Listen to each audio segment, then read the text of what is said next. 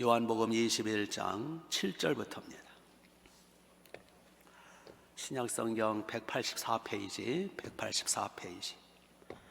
21장 7절.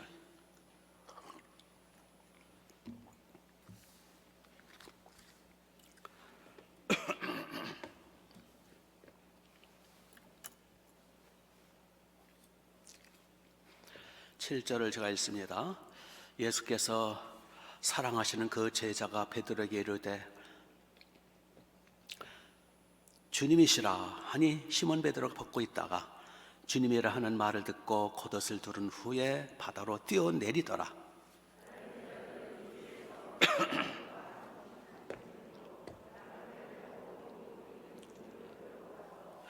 육지에 올라보니 숯불이 있는데 그 위에 생선이 놓였고 떡도 있더라.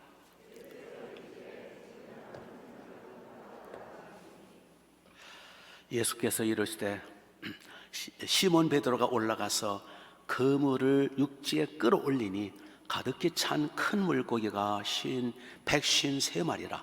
이같이 많으나 그물이 찢어지지 아니하였더라.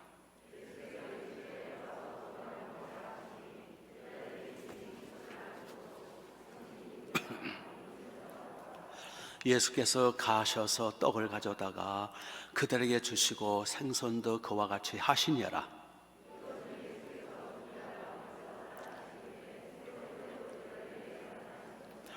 그들이 조반 먹은 후에 예수께서 시몬 베드로에게 이르시되 요한의 아들 시몬아 네가 이 사람들보다 나를 더 사랑하느냐 하시니 이르되 주님 그러하외다. 내가 주님을 사랑하는 줄 주께서 아시나이다. 이르시되 내 어린 양을 먹이라 하시고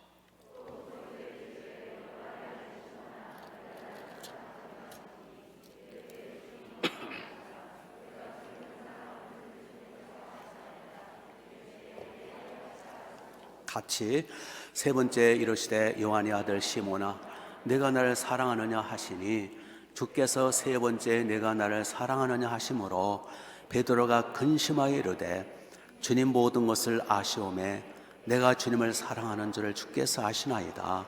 예수께서 이르시되 내 양을 먹이라. 아멘 아멘. 자, 우리 여러분을 사랑합니다. 여러분도 이웃사람, 옆에 사람과 사랑합니다. 환영합니다. 잘 오셨습니다.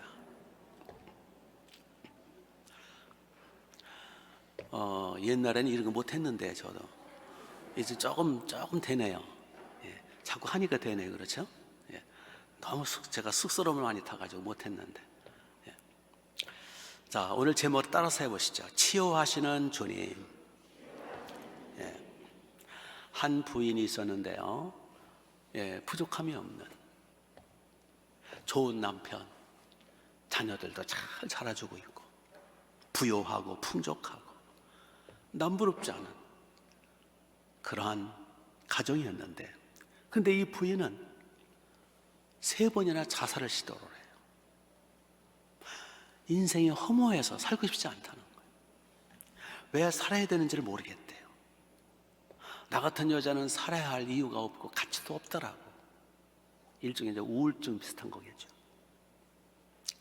그래서 남편은 이 부인을 사랑하는 아내를 치료해 주려고 뭐 같이 여행도 다니고 또 취미생활도 하려고 애를 쓰고 또 약도 먹게 하고 병원도 다니고 했습니다마는 차도가 없는 거예요. 호전되지를 않아요. 참 고민이 깊지요. 자꾸 죽으려고 하니까. 그래서 결국은 우리 같이 교회를 나갑시다. 그래서 부인을 살리려고 교회를 끌고 나온 거예요. 교회를 다니면서 이제 어느 날 목사님하고 이제 상담을 하게 됐어요. 목사님 가만히 보니까 뭔가 깊은 상처가 있는 것 같아요. 그래서 서서히 이제 이런 얘기 저런 얘기 하면서 과거에 어떤 충격받은 일이나 뭐 굉장히 그 힘든 일이 없었냐고 하면서 이제 얘기를 끌어낸 거예요. 그랬더니 이 부인이 옛날이죠. 10년 전 일이죠. 어머니가 친정어머니죠. 아버지는 일찍 돌아가시고 친정어머니가 자기 하나 바라보고 딸이죠. 외동딸이죠. 애 하나 바라보고 그렇게 힘들게 그 딸을 키운 거예요. 근데 그 어머니가 이제 결국 병이 드셨어요. 그리고 오고 갈 데가 없으시니까 전장 자기 집에 모실 수밖에 없었어요. 그래서 이 부인이 친정어머니를 자기 집에 모시는데 남편의 눈치를 볼 수밖에 없잖아요. 그게 이제 80년대, 90년대니까 뭐 요즘에야 뭐 장모님 모시는 거 오히려 좋죠. 그런데 옛날에는 남편 눈치를 봐야 되고 또 시댁이 가까워요. 같은 아파트 단지에. 시댁 시어머니 눈치 봐야 되고 시누이 눈치 봐야 되고 늘 좌불안석인 거예요. 그래서 본의 아니게 친정어머님에 대해서 굉장히 좀 이렇게 좀 본의 아니게 이렇게 좀 뭐랄까 이렇게 구박을 좀 하면서, 그래서 남편이나 시댁 식구가 오면 빨리 방으로 들어가라고, 엄마 빨리 들어가지, 이렇게 신경질 내리면서 이렇게 하고 좀 구박을 했던 그런 상황이었었습니다. 그러던 가운데 남편 직장, 이제 고급 공무원인데 남편 직장에서 이제 특별 휴가를 내가지고 여름에 구라파 이제 여행을 가게 됐대요. 안 갈 수도 없고. 그래서 이제 열흘 동안 구라파 여행을 끝내고 집에 돌아와 보니까 친정어머니가 돌아가신 거예요. 혼자 외롭게. 그때 이 부인은 굉장한 그 어떤 죄책감, 내가 엄마를 너무 구박했구나, 내가 시댁 눈치 보느라고, 그리고 나 혼자만 여행 다니고 돌아다니고 즐기고 어머니는 홀로 이 넓은 집에서 얼마나 외롭고 고독하고 얼마나 힘들었을까. 나는 인간도 아니야. 나는 살 자격도 없어. 그게 이제 큰 상처가 되고 아픔이 된 거죠. 세월이 흘렀어요. 모든 생활은 평안해요. 남부럽지 않아요. 그러나 이 부인은 점점 인생이 괴로운 거예요. 허무해지고 무기력해지고 우울해지고 살고 싶지 않은 거예요. 여러분, 사람들은 육체가 병들 때는 표시가 나니까 금방 뭐 약국에 간다, 병원에 간다, 뭐 입원을 한다. 그렇지만 정작 속병, 마음의 병, 내적 병은 중요시 여기질 않아요. 그냥 지나치기가 쉬워요. 속수무책이에요. 그래서 사람들은요, 속병은 깊은데 마음의 상처는 많은데, 그 상체기와 상처와 함께 그냥 잊어버리면 없어지는 줄 알았는데 그렇지 않거든요. 세월이 약 아니거든요. 그 유형과 가사가 다르거든요. 묻어둔다고 없어지는 게 아닙니다. 그게 이제 의식 세계에서는 잊어먹고 사라지겠지만은 그게 무의식 속으로 뿌리를 내려서 결국 그 생각이 우울해지고 생각이 이상해져요. 마음이 이상해져요. 그리고 육체 행동으로 나타나요. 그게 언젠가는 무의식적으로 발로가 된다라는 거죠. 이상 행동이 나타나요. 그래서 여러분, 우리 한번 잘 생각해 보세요. 우리 가까운 사람 중에 이상한 사람 있죠? 있을 거예요. 아니, 본인 자신도 이상할 거예요. 내가 왜 이러지? 내가 왜 이렇게 우울하지? 그런데 자기가 이상한지도 모르는 진짜 이상한 사람들이 많아요. 이걸 가리켜서 상처다, 트라우마다, 또는 외상후 스트레스라고 그러죠. 이 세상에 온전한 사람은 없어요.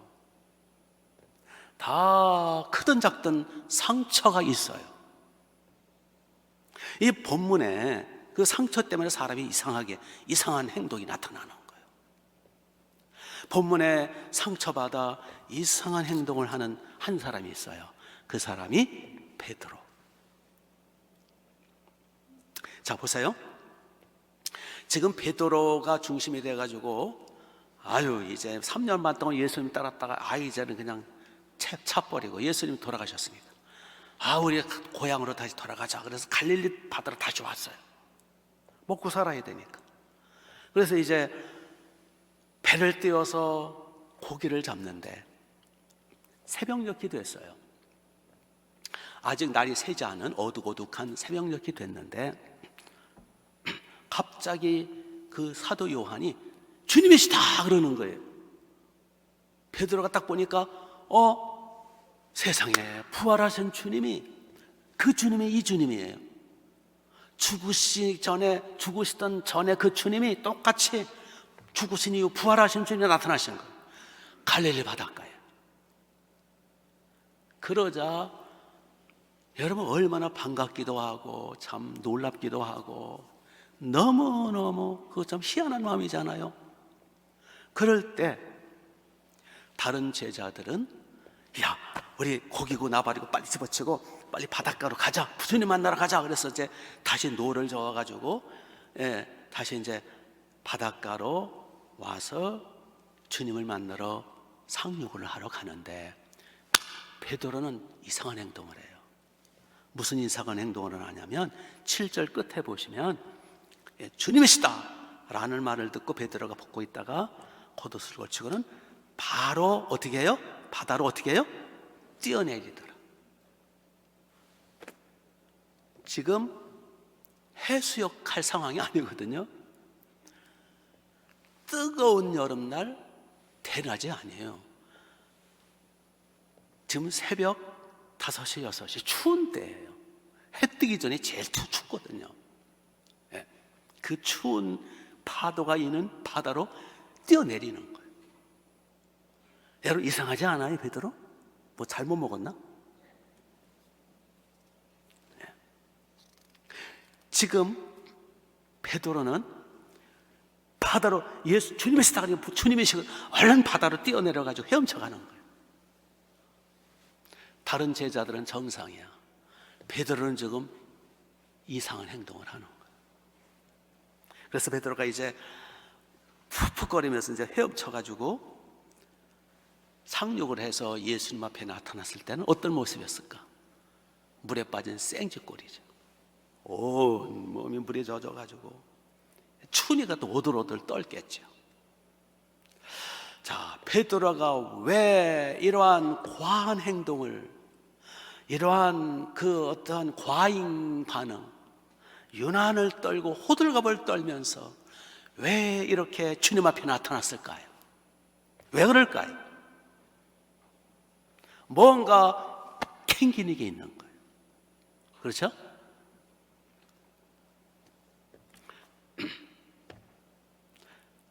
자, 그래서 베드로가 이제 딱 와보니까 예수님이 모닥불을 펴놓으신 거예요. 모닥불. 그 모닥불을 보는 순간에 베드로는 또 한 번 충격을 받는 거예요. 왜 그랬을까요? 모닥불 그러면 뭐가 생각나요? 며칠 전에 베드로가 모닥불 앞에서 무슨 짓 했어요? 예수님이 이제 체포되어 갑니다. 제자들은 다 도망을 쳤어요. 그래도 베드로는 명색의 수제자고 방금 1시간 전이든 30분 전에 큰 소리 쳤거든. 내가 주님을 위해서라면 5개까지도 같이 가겠고 같이 죽겠나이다 해놓고 큰 소리 쳤거든. 근데 예수님이 바로 체포돼 가지고 끌려가실 때 다른 제자들은 다 도망을 쳤지만 베드로는 도망을 치는데 아주 도망치기는 양심이 갇히게 되니까 몰래 살살 뒤를 밟은 거예요. 멀찍해서. 그리고 대제사장 가야바 뜰로 예수님을 끌어갈 때 같이 살짝 들어온 거예요. 그래서 지금 예수님은 밤새도록 재판을 받는 거예요. 불법 재판을 받는 거예요. 대제사장 가야바 집 뜰에서 포승죄를 묶여서 예수님 무릎 꿇려가지고 지금 재판을 받는 거예요. 새벽녘 기도였어요. 새벽녘. 그동안 이제 이리저리 끌려다니면서 예수님 채찍에 맞고 고통을 당하고 피투성이 된 거예요. 이제 새벽녘 기도여서 사람들이 추니까 모닥불을 핀 거예요. 가야바 집들 모닥불을 핀 거예요. 집들이니까 뭐 넓지는 않지 않았겠어요. 그래서 예수님 바로 등 뒤에서 모닥불을 펴가지고 서로 이제 비비면서 추운 새벽이니까 불을 쬐고 있을 때에 그때 베드로가 살짝 와서 불을 같이 쬐는 거예요. 그런데 계집족 하나가 이렇게 불빛에 이 베드로 얼굴 보더니 당신도 저 예수와 한 패다 라고 말을 하니까 베드로가 기절초풍을 해가지고 간이 콩알만 해가지고 놀란 토개가 돼가지고 두렵지 않아요. 또 세포도 자기도 족치니까 아니야 나는 저 저자 예수하고 상관없어. 그리고 이제 불안한 거예요. 이거 어떻게 하지. 생쥐처럼 지난주 설교처럼 생쥐처럼 이 눈을 있는 거예요. 조금 있으니까 또 하나의 계집종이 와가지고 베드로 보고 너 틀림없다. 너 예수 함께는 내가 보았다. 너 예수 한 패다. 그러니까 베드로가 이번에는 자기가 예수와 상관이 없다라는 걸 증명하기 위해서 예수님을 욕을 했다는 거. 뭐라고 이렇게 했는지 모르겠어요. 하여튼 아마 아니야 나 저 예수 저 자식하고 저 새끼하고 나 상관없어. 욕이니까 뭐 저 자식 정도가 아닐 것 같아요. 욕을 했더라. 봐, 나 아니야. 예수 제자 아니야. 봐, 나 욕한 거 봐. 세 번째 또 한 계집종이 와가지고 네 말투가 분명히 저 갈릴리 사람 저 예수 한 패야. 함께 있는 거 봤어 내가 그랬더니 이번에는 뭐까지 하면서 예수는 부인하더라? 저주까지 하면서. 뭐라고 저주하는지는 잘 모르겠지만 나중에 천국 가서 물어봅시다. 예수님을 저주까지 하면서 예수하고 난 상관이 없는 사람이라고. 그렇게 세 번째 예수님을 부인할 그 무렵에 예수님이 비로소 고개를 돌려 베드로를 볼 때 베드로의 눈과 예수님의 눈이 마주쳤더라. 베드로가 예수님을 세 번씩 부인하고 욕하고 저주하면서 그러고 있을 때 예수님이 등을 돌려 베드로와 눈빛이 마주쳤을 때에 베드로가 주님 바라본 예수님은 이미 수많은 채찍에 맞았고 머리는 헝클어졌을 거고 예수님 모습이 몰골이 많이 아리겠죠. 옷은 찢기고 피투성이가 되고 그 모습을 예수님의 눈빛과 마주치는 순간에 베드로는 양심의 가책을 받아 뛰쳐나가죠. 뛰쳐나가서 너무 괴롭고 괴로워서 심히 통곡했더라.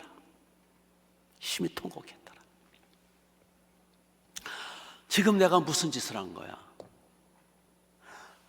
내가 제자 맞아? 나 인간도 아니야. 아마 죽고 싶었을 거예요. 그 고통이라고는 말로도 할 수 없었을 거예요. 이 베드로는요 엄청난 상처를 받은 거예요.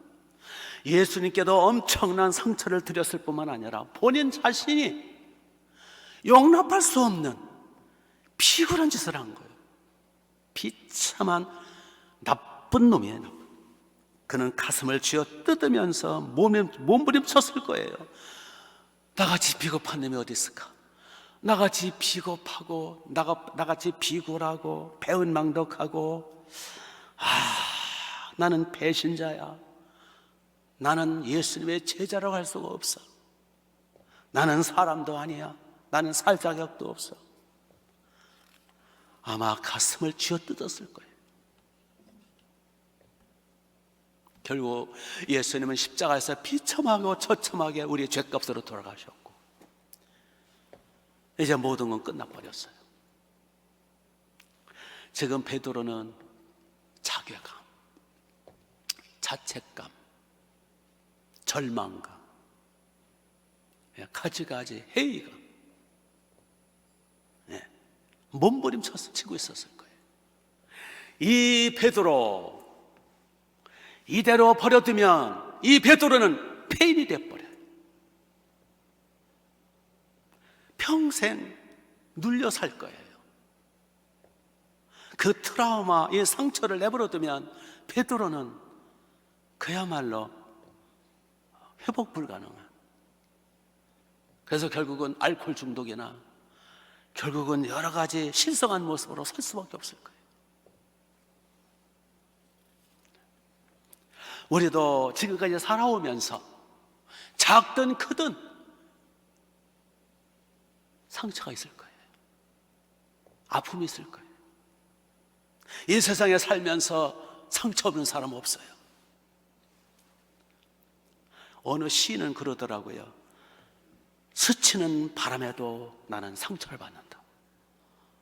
스치는 바람에도 상처를 받는다. 인간은 약해요. 인간은 태어나는 순간부터 그 삶 자체가 상처래요. 강한 척하지만 강한 척하는 인간치고 그 강한 척하는 그거의 상처의 발로예요. 우리 지금까지 살아오면서 올 한 해 살아오면서 특히 코로나 이런 것 때문에 여러 가지 여건 때문에 지금까지 우리는 알게 모르게 많은 상처가 있어요. 이 몸의 상처들은 얼른 약도 바르고 병원에도 가지만 이 속 상처, 마음의 상처, 이 심령의 상처, 이 상처는 치료가 안 돼요. 치료할 받을 길이 없어요. 그래서 응어리지고 곰고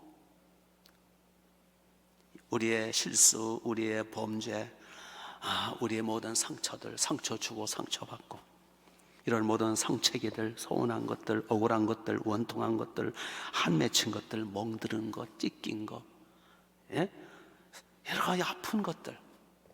여러분 마음이 아프지 않으세요? 올해 다 가기 전에 이거 다 풀고 회복받고 치유받고 약 바르고 그리고 새해를 맞이하고 새 출발해야 되지 않겠어요? 믿습니까? 예수님이 바로 그 베드로 내버려두면 폐인되거든요. 그래서 바로 그 베드로 한 사람을 치유해 주기 위해서 예수님이 지금 갈릴리 바다로 오신 거예요.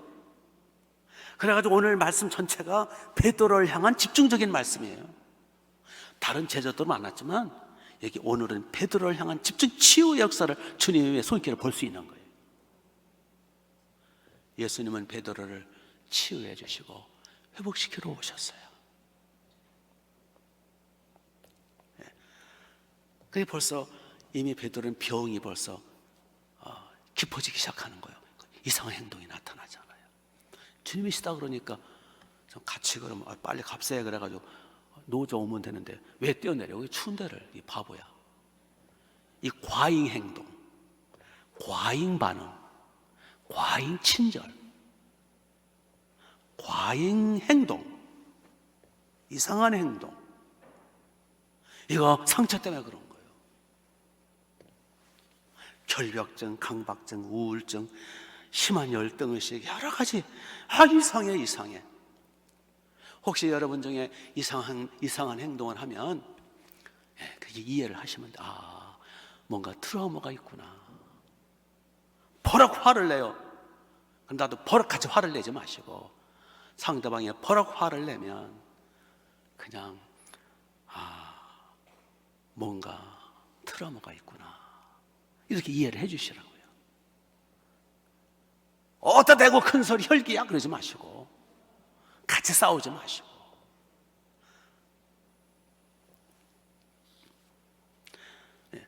혹시 여러분들이 저를 볼 때 좀 이상해 그런 거 있으면 저 목사 이상해 라고 판단하지 마시고 상처가 아직 치유를 안 받으셔서 그렇구나 이렇게 이해를 해 주세요. 이상해. 에이, 교회로 옮겨버려야지. 그러지 마시고.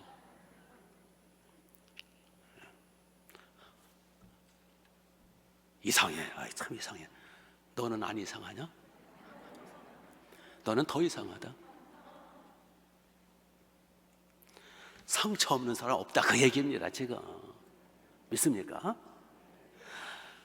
상처 많은 사람들끼리 서로 이렇게 보듬어 주면서 서로 상처를 치유받도록 중보기도 해주고 해주면서 우리 아물어 가면서 우리 협조를 하면서 그렇게 살아가는 거예요.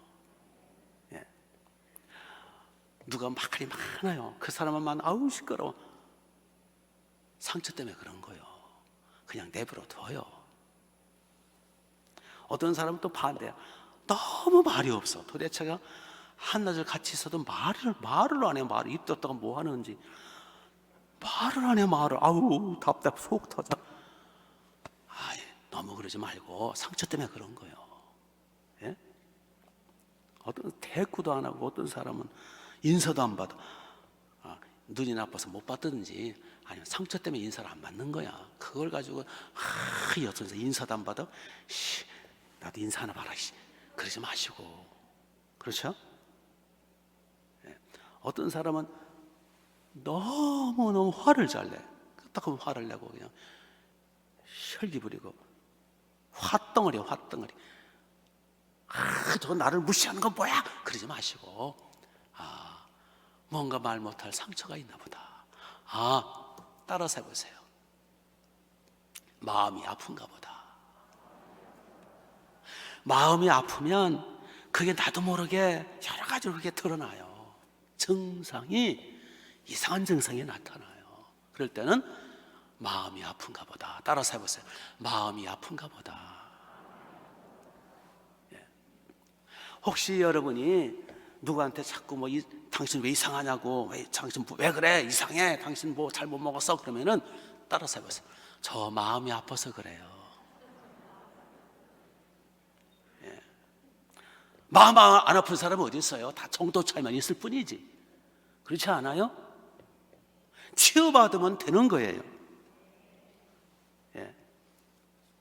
우리 젊은 애들, 중2자들 같은 경우 막 반발을 하고 또는 사춘기 때문에도 그렇지만은 그게 뭔가 가출하고, 그럼 마음이 아파서 그러는 거예요. 마음이 얼마나 답답하면 가출을 할까. 그래서 불쌍히 여기고 끌어안는 거 보듬어 줘야 돼요. 거기다 대고 몽둥이로 때려가지고 때려 죽이지 말고. 그 부천에서 한번 때려 죽였잖아요. 자기 딸을. 예? 혹시 남편이, 혹시 아내가 안 하던 짓을 하면 뭔가 마음이 아픈 부분이 있구나. 남편이 갑자기 왜 꽃을 사들고 들어왔어? 그건 뭔가 수상한 거예요. 예. 무조건 비난하지 말고, 무조건 정죄하지 말고, 예. 뭔가 말 못할 마음에 병이 들었구나 생각하고 하나하나 연구하면서 도와줘야 되지 않겠습니까? 예. 저 인간 왜 저래? 아유, 또 저런다. 제일 기분 나쁜 얘기가 또 저런다. 아주 확 입을 그냥 또 저런다 그런 말 하면 안 돼요. 그렇죠? 예. 마음이 아픈가 보다. 예. 우리 상처 입은 사람끼리 우리 이해를 합시다. 그게 아니라 서로 핥히고 상처를 후벼 파고 소금을 뿌리고 그냥 막 덧나게 하고, 그럼 거기에 마귀가 또 틈을 타고 그냥 부부관계가 깨지고 부모 자식들이 그냥 깨지고 공동체가 깨지고 복잡해지고, 언제까지 이렇게 살 거예요? 왜 이렇게 불행을 자취하느냐고요. 그렇죠? 우리 치유받아야 돼요. 그래서 우리를 치유해 주시려고 주님이 오셨다니까요. 그래서 주님은 베드로를 치유해 주시고 회복시켜서 멋진 사도로 만들어 주시는 모습이 본문에 나오는 거예요. 누가복음 5장 31절에 예수님이 말씀하십니다. 건강한 자에게는 의원이 쓸데없나니 병든 자에게 쓸데있느니라. 인자는 의인을 불러러 온 것이 아니라 죄인을 불러 회개시키러 왔노라. 이걸 다시 쉽게 말씀드리면, 건강한 사람은 의사가 필요 없듯이 건강하다라고 나는 괜찮다라고 하는 사람에게는 주님이 필요 없다라는 얘기예요. 병든 자라야 의사가 쓸데있나니, 그 말씀은 나는 병든 자요, 저 사람도 병든 자요, 속병 마음의 병이 든 자요, 그러므로 주님 저를 도와주세요. 저 사람도 도와주시고 저도 도와주시고 저를 치유해 주시고 이 트라우마를 치료해 주세요 라고 주님께 나갈 때 주님이 치료해 주신다는 거예요. 주님은 병든 자를 치료하러 오셨고, 주님은 죄인을 불러 회개시키러 오셨다는 거예요. 그러니까 나는 별로 죄가 없는데 그 사람은 주님하고 상관없는 사람이야. 난 글쎄 죄 있는 건 인정하겠는데 크게 죽을 죄인가? 그런 사람도 주님이 많이 필요하지 않은 사람. 저는 죄 중에 괴수입니다. 사도 바울 고백대로 저보다 큰 죄는 없습니다. 저 죄 때문에 망하게 생겼습니다. 저를 도와주세요 라고 고백할 때 주님이 그래서 내가 너의 죄물 되었지 않느냐, 그래서 내가 너를 구원하러 왔노라. 이 사람이 진짜 복받은 사람이야. 몰라서 그렇지 주님 앞에, 하나님 앞에 죽을 죄인, 망하지 않을 죄인이 어디 있냐고요. 지가 눈이 가려서 못 보는 것뿐이지. 상처 없는 사람 어디 있냐고요. 지가 몰라서 그런 거지. 자기의 심각성을 몰라서 그런 거지. 아멘.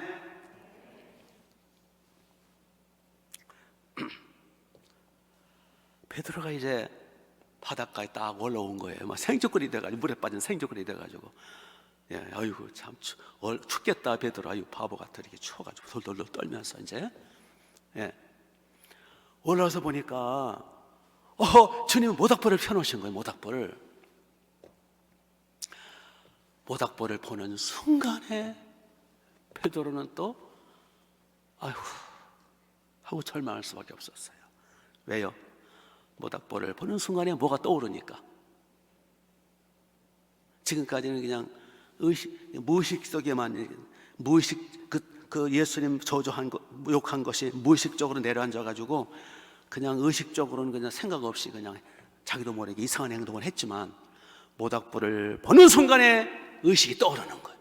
아이고 모닥불 내가 예수님 3번 부인한 거 딱 떠오르는 거. 그렇죠?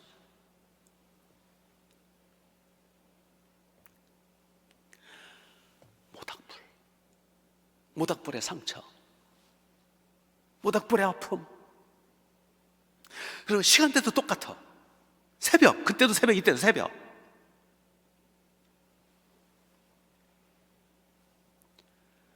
그리고 같은 주님이 계신 거예요.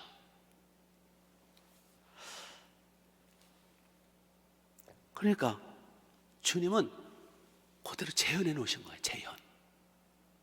새벽녘에 모닥불. 주님이 지금 베드로의 눈을 응시했겠죠. 그러니까 베드로는 주님의 눈을 응시를 못하는 거야. 부끄러워서. 예수님은 베드로를 치료해 주시기 위해서 비슷한 환경을 재현해 놓으셨어요. 그때, 그 당시, 그 장소, 그 상황을 재현해 놓으셔서 예수님은 베드로를 치료해 주시는 거예요. 주님은 오늘날도 똑같아요. 그래서 우리가 옛날에 그 트라우마나 상처나 속병을, 소가리를, 마음의 병을 치료받으려면 상처받고 한 맺혔을 때 그 상황, 그 여건으로 돌아가는 거예요. 거기서 주님 앞에 엎드려서 기도하는 거예요. 그럴 때 거기서 주님은 우리를 치료해 주시더라. 이거를 내적 치유라 그러는 거예요. 이거는 누가 해줄 수, 각자가 해야 돼요. 주님과 각자와의 이거는 인격적 부딪힘에서 해결되는 거예요.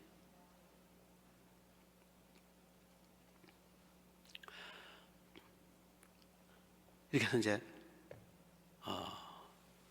제자들이 다 모였어요. 모닥불 앞에. 추니까 얘기 안 해도 지들이 다 왔겠지. 추니까 이제 불을 쬐면서 고개는 못 드는 거지. 이게 염치가 없어가지고. 그치? 그때 주님이 이미 빵을 구워 놓으셨어. 구운 빵이 맛있거든요. 예. 만약에 빵이 맛이 없으면 먹다 말았을 것 같아. 그런데 워낙 맛있게 구워 놓으셨어. 그러니까 고개도 못 들고 그냥 송구스러워가지고 다른 제자들도 다 도망친 놈들이잖아요. 베드로는 더군다나 그냥 고개를 푹 숙이고 예수님의 손수 빵을 이제 구운 거. 이게 빵을 구웠으니까 여러분 구운 건 맛있잖아요. 가래떡도 구워보세요. 얼마나 맛있는지. 구운 거를 하나씩 지어주시는 거예요. 받아 먹으라. 처음엔 못 먹었겠죠. 그러다 워낙 배고팠잖아. 그동안 밤새도록 고기를 잡았잖아. 또 아침녘이 되니까 한 입 베어 먹는데 너무 맛있는 거야. 그러니까 다들 잘 처먹었어. 조반을 먹은 후에 그랬어. 조반을 먹은 후에. 아침을, 그때 아침, 이른 아침이지. 아침 먹고, 이제 조반 먹을 시간이 좀 한 20분 걸렸을 거 아니겠어요? 뭐 한 30분 넉넉 잡고. 또 생선까지 또 주셔서 생선까지 또 먹고 그랬으니까. 한 20분, 모르죠. 하여튼 30분 이상 걸렸을 거예요. 그러니까 분위기가 잡혔단 말이에요. 이렇게. 그때 예수님이 오늘 베드로 살리러 왔으니까 베드로를 향해서 말씀하십니다. 요한의 아들 시몬아, 너 나를 사랑하느냐?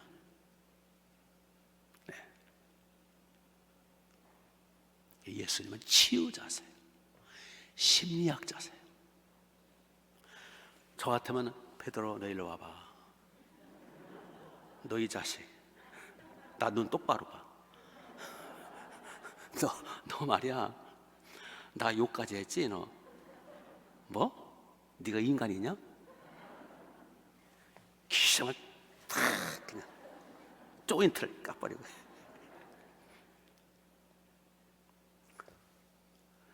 근데 예수님은 심리학자세요.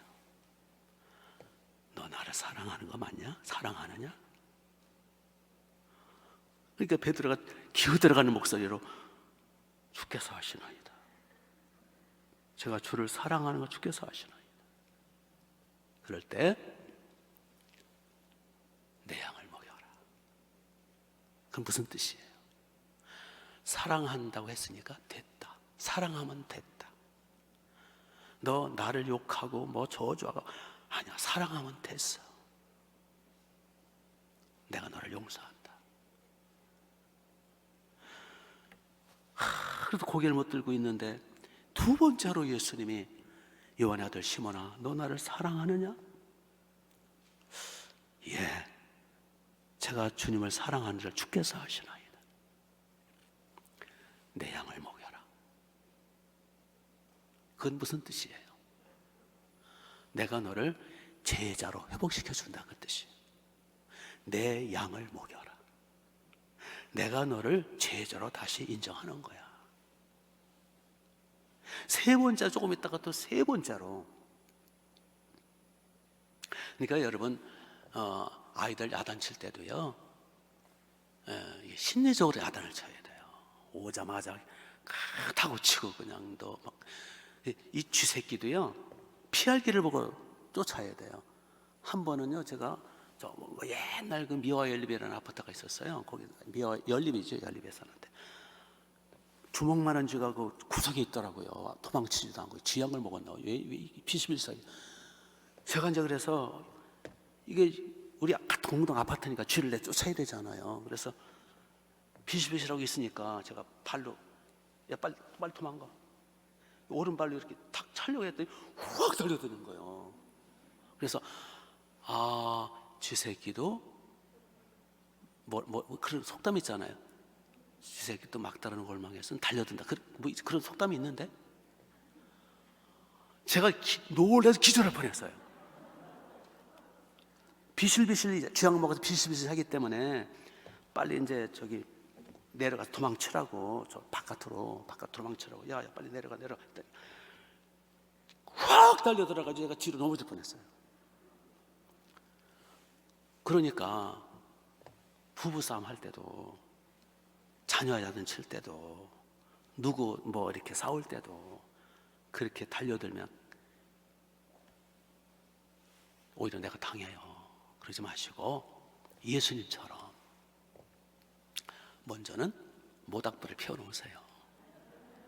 아니면 촛불에다 켜놓든지, 아니면 커피잔을 갖다 놓는다든지.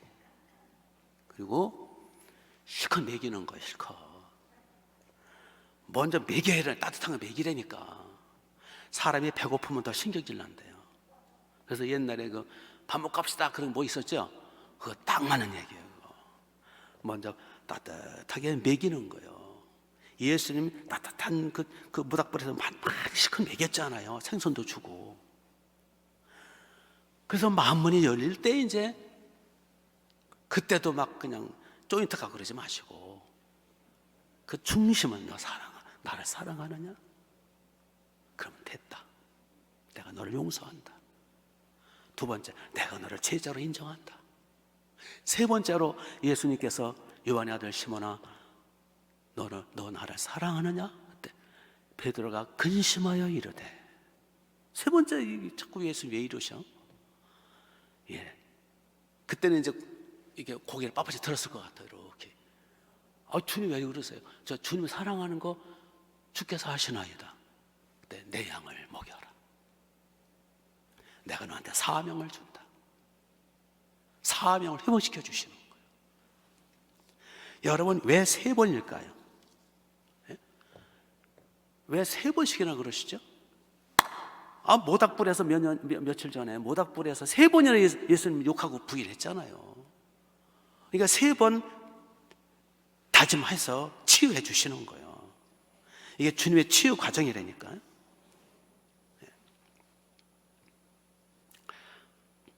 네, 그래서 베드로는 이제 주님이 나를 용서하셨구나. 맞아, 나 주님 사랑하는 건 사실이야. 맞아. 나 죽을 놈인 줄 알았더니 마치 나 주님 사랑하는 거는 맞아. 내가 어쩌다 그런 실수한 거지. 맞아. 주님 나 용서하셨어. 주님이 나를 다시 양을 치래. 나를 다시 사도로 인정해 주신 거야. 나에게 사명을 주신 거야. 베드로 마음이 얼마나 여러분 응어리가 해소가 되고 자유함이 있고 회복이 되고 기뻤겠어요. 아멘.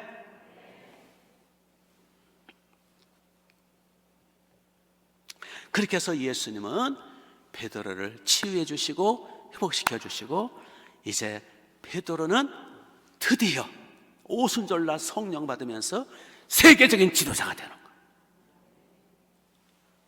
네. 우리도 치유받으면 회복이 되고 그 상처가 복이 될 수 있어요. 다시 말씀드립니다. 이 세상에 상처 없는 사람은 어디 있어요? 과거 없는 사람이 어디 있냐고요. 네.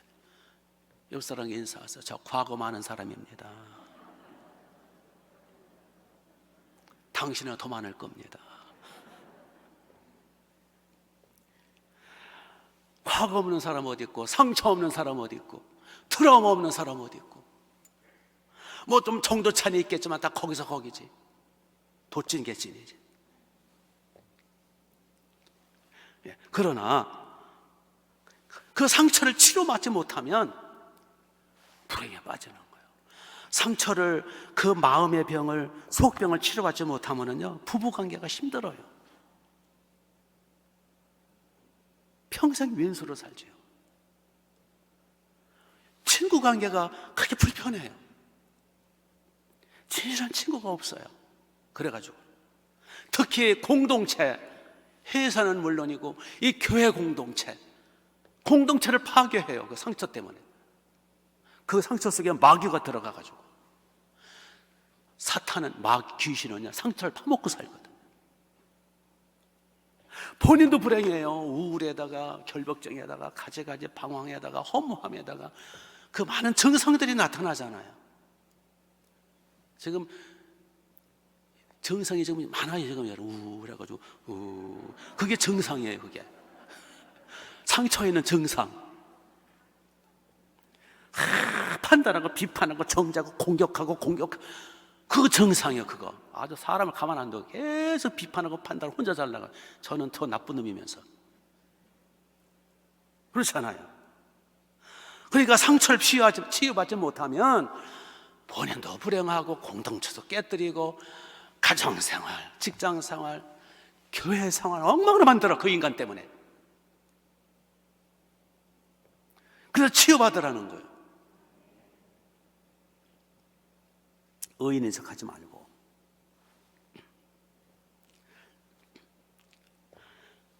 그래서 어떻게 치유를 받느냐. 지금 예수님 방법 여기서 제시해 주시잖아요.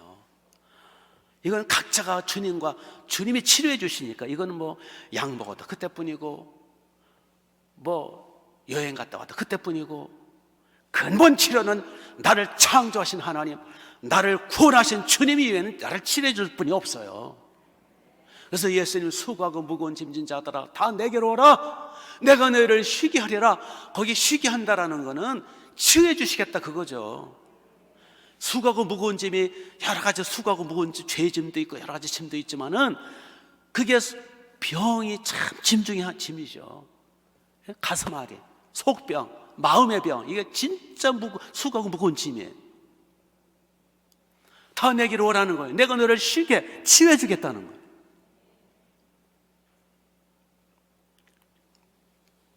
그래서 주님과 단둘이 맞닥뜨리는 거예요.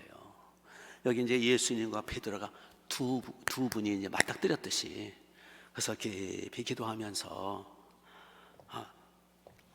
저는 그래요. 늘 어릴 적부터 엄마 뱃속에서부터 오늘 이 순간까지 이제 그 한꺼번에 다 할 수는 없잖아요. 그래서 유치원 나이 때 또는 초등학교 때 또는 중학교 고등학교 때 이렇게 회상하면서 내가 유치원 나이였을 때 내가 어땠을까? 그때 내가 이렇게 힘든 일이 있었겠지? 그때 이제 하나님이 기억나게 해주시잖아요. 그때 내가 큰 사고를 만났었지. 낭떠러지가 떨어지는 거. 그때 그 상황을 재현을 하는 거예요. 재현. 아까 예수님이 재현하셨더니 그 재현하면서 주님 그때 있잖아요. 제가 그때 그 낭떠러지에 떨어져서 죽을 뻔했는데 주님 자 이렇게 그때 상처를 받고 입원 치료하면서 죽을 뻔했을 때에 주님이 저를 불쌍히 여겨달라고 그때 들어왔던 귀신을 내쫓아 주시고, 상처받으면 충격을 받은 귀신이 들어오거든요. 그때 귀신을 내쫓아 주시고, 그때 그 충격, 그 놀람, 그 받은 마음의 아픔을 치료해 주세요. 그때 그 상황, 주님이 그때 계셨기에 저를 보호하신 줄로 믿습니다. 저를 완쾌시켜 주세요. 그 상황을 재현하는 거예요. 그래서 그 상황을 재현하면서 하나하나 고백하는 거예요. 이 부분을 치료해 주세요. 그때 제가 잘못했네요. 그때 제가 몹쓸 말을 했어요. 못된 짓을 했어요. 제가 죄를 범했네요. 그러니까 회개와 치유는 같이 가는 거예요. 회개도 하고 치유도 받고 회복도 받고, 그걸 하나하나 사건별로. 아멘. 그거를 회개다 또는 깊은 기도다, 내적 치유다, 뭐 다 같은 말이에요. 상처 치유다 다 같은 말이에요. 심령의 치유다 같은 얘기예요. 그거는 누구도 할 수 없어요. 의사도 할 수 없어요. 그냥 이게 이게 사람 이렇게 시계초 돌아가면서 하는 거, 무의식 하는 거 있잖아요. 예? 체면. 그 체면은요 귀신 역사. 이거 하면 안 돼요. 체면 속에 들어가면 귀신 역사합니다. 우리는 체면이 아니라 창조주 하나님, 나를 위해서 피 흘려 속죄제물 대속제물 대신 전능하신 예수님의 십자가 밑에 가서 해야 되는 거예요. 그래야 귀신 역사하지 않아요. 체면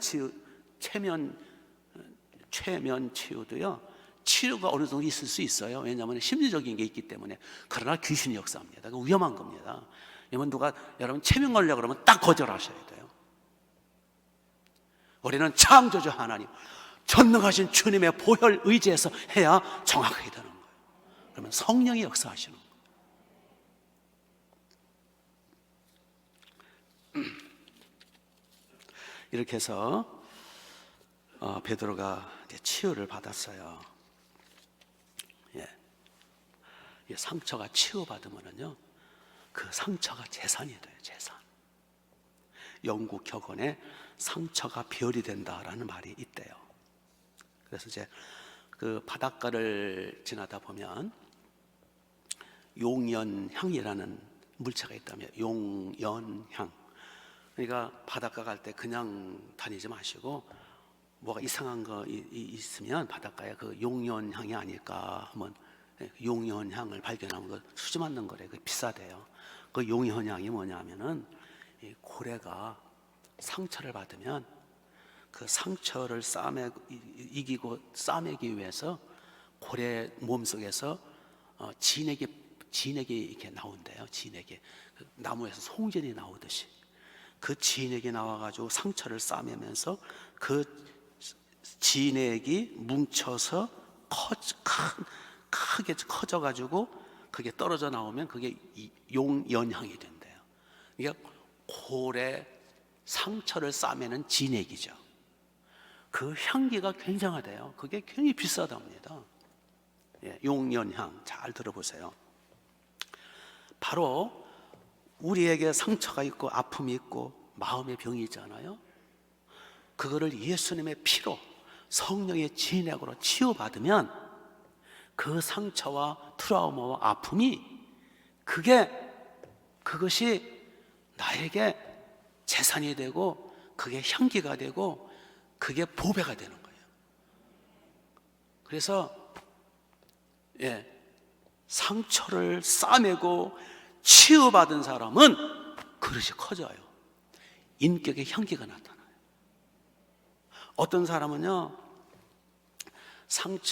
이제 온실 속의 꽃처럼 자라난 사람이나 또는 상처를 받고서 치유받지 못한 사람은 이런 사람이 있어요. 꼬챙이야, 꼬챙이.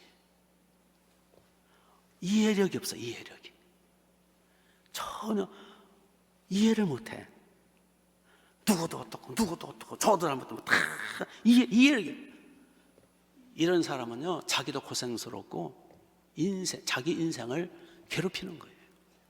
그러나 많은 상처가 있고 그 상처를 잘 싸매고 예수님의 그 보혈로 속죄받고 성령의 능력으로 치유받고 아물고 회복이 되면은요, 큰 그릇, 강한 그릇이 되고요, 인격의 향기가 나오고요, 누구를 봐도 나는 더 그랬지 하고 수용이 돼요. 수용력, 이해력, 능력, 큰 그릇이 돼요. 그래서 오히려 모든 사람을 끌어안을 수 있어요. 그래서 이해력이 생겨요. 나도 저랬지. 괜찮아요. 사람은 다 부족하죠. 내가 당신을 용서합니다. 사랑합니다. 괜찮아요. 그럴 수도 있는 거지요. 이해력이 생긴다니까. 이해력이 없는 인간들이 많아요. 나는 이해를 못하겠다. 그 바보예요. 나는 못 받아들이겠다. 꼬챙이야. 그 사람은 좋은 사람이 아니에요. 베드로는요, 나중에 위대한 인물이 돼가지고 그 모닥불, 가야바 뜰에서 모닥불 때문에 예수님 막 욕까지 저주까지 하고 막 그것이 상처가 싸매지고 이제 용서받고 치유받은 이후에 베드로는 평생토록 평생토록. 예. 닭울음 소리만 들면, 거기 이제 아까 닭울음 소리를 빠뜨려 먹었는데 닭이 3번 울리라, 네가 나를 부인할 때 그랬잖아요. 그래서 베드로는 닭울음 소리를 듣고 주님과 눈이 마주치고 뛰쳐나간 거잖아요. 통곡한 거잖아요. 그래서 베드로는 닭울음 소리만 들리면, 요즘은 닭울음 소리 못 듣지만은 한 20년 전만 해도 이 근방에 닭울음 소리 많이 들렸어요. 새벽마다, 특히 새벽에 닭울음 소리 많이 들리잖아요. 그래서 베드로는 평생 닭울음 소리만 들면 그 자리에서 무릎 꿇었다는 거예요. 그러면서 주여, 저는 이렇게 몹쓸 죄인이었는데 주님이 저를 용서하셨나이다. 주님이 저를 회복시키셨나이다. 전능하신 주님, 저를 용서하신 주님, 저를 새롭게 쓰시는 주님, 그 주님을 향한 감사와 찬양을 하면서 평생, 베드로는 평생 초심을 버리지 않았어요. 대부분의 사람들이 변질됩니다. 타락합니다. 그러나 베드로는 타락할 수가 없지요. 닭울음 소리가 계속 들리니까 타락할 수가 없어요. 베드로는 끝까지, 그리고 끝내는 이제 베드로는 이제 체포되어 이제 십자가에 이제 처형당할 때, 로마에 가서 처형당할 때 십자가에 이제 못 박으려고 그러니까 이방 사람이니까 나는 주님처럼 똑바로 십자가 못 박힐 자격이 없어. 나를 거꾸로 매달아줘. 그래서 베드로는 거꾸로 못 박혀 죽지요. 우리 베드로처럼 상처를 치유받고 극복하여 평생토록 변질되지 않고 우리 주님께 멋지게 쓰임받는 용연향처럼 향기를 바라는, 그리고 도리어 이제 베드로처럼 다른 사람을 치유해주고 끌어안아주고 회복시켜주는 복의 샘터가 되는 사명자가 되는 여러분 되시기를 주님의 이름으로 축복합니다. 기도하겠습니다.